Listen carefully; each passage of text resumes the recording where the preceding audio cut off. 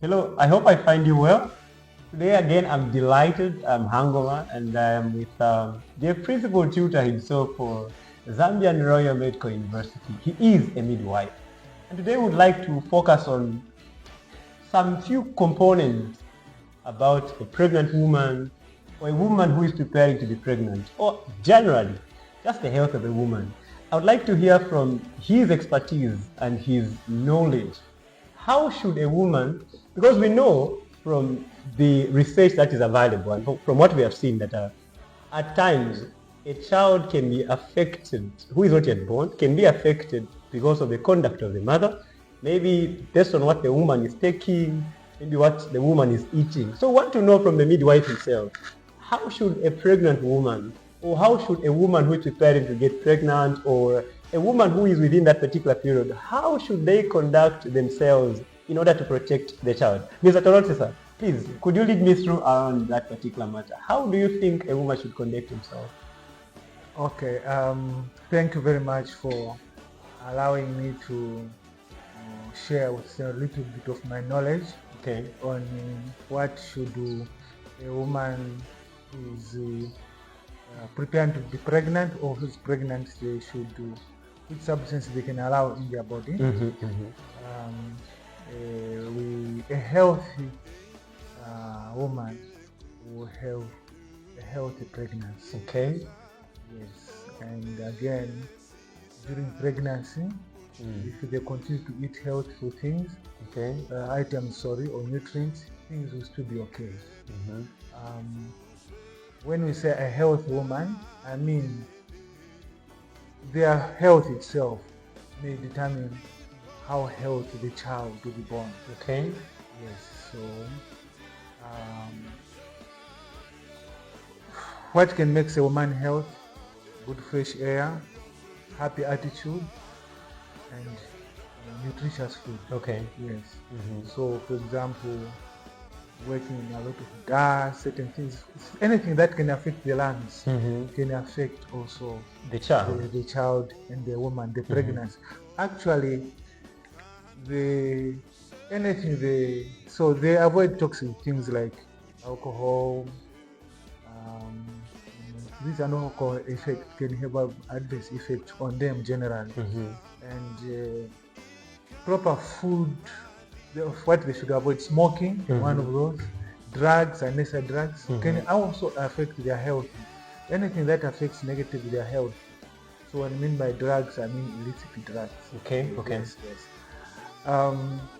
So that's what we advise all the women to let them live a healthy life. Anything that does not affect the lungs badly, negatively, can also make them healthy, can lead to health pregnancy. Wonderful. Problems with the lungs is they can affect during the development of the baby, especially the placenta. Okay. A healthy placenta is a healthy pregnancy. So if a placenta is not healthy, it leads to unhealthy pregnancy. So even not only the baby inside, but the woman herself. Okay. So there are certain conditions women develop because the placenta has been affected. By why? Because the nutrients the woman is bringing, the air the woman is. So the air has oxygen. That oxygen combined with nutrients bring good development in the placenta or development of the placenta. So anything negatively there can bring conditions where the woman can develop blood pressure, protein in urine. We call that preeclampsia or hypertension. Yes. The second one now, the nutrients, things which they can take. Okay. There was a theory in the past that whatever the woman takes will be screened by the placenta. No. The placenta is more porous. It's more porous. Only few things maybe, but majority of the things the woman will take will cross the placenta and affect the developing baby. The fetus. The fetus. So in the fetus we have two development periods. Some will say first, second, and third trimesters, or embryonic period and fetal period. So embryonic period is the first 8 weeks or to 9 weeks.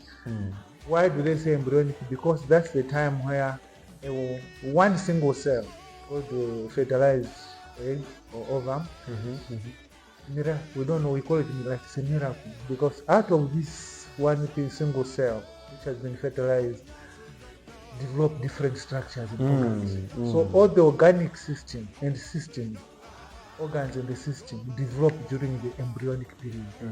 So any drugs, anything adverse that can cross over during the placenta during that time can affect the development of the child, the fetus, or not embryo. Yes, can be born without limbs, anything. We call them congenital problems. It can affect that development. So that's why we avoid as much as possible to avoid taking anything that can adversely affect that.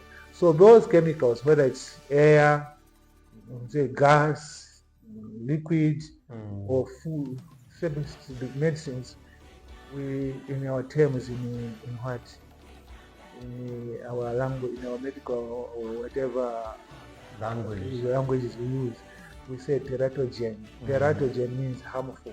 They are harmful. So the teratogenic effects, they are the ones which affect the development of the embryo, So you find by the time they go to the fetal period, the damage is already done. The damage is already because in fetal development, it is just development now, growth of what has developed already. I tell you. So in embryonic is now development, foundation of organic structures and everything.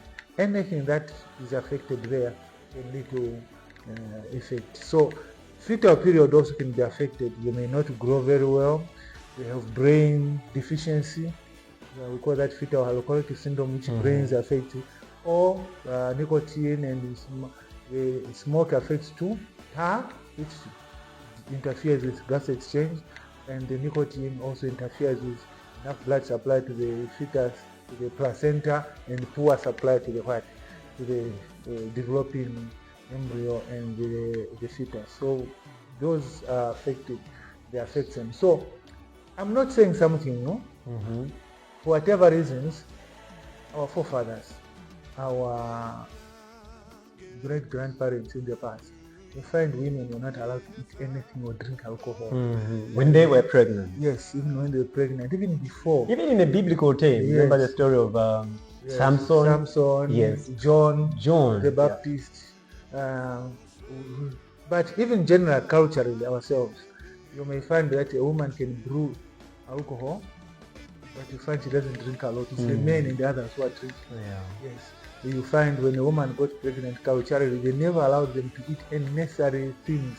There was restriction on what they were eating. So again, because of modernization of following Western culture, we've lost some of those the values which we had. So women were not allowed to eat, drink anything.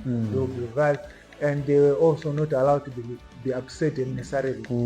Because a happy woman, happy hormones in the body also lead to happy development of the fetus. So, I will just bring that part also to understand what can make the pregnancy important. So, modern culture, we have what substances we have, unnecessary drugs.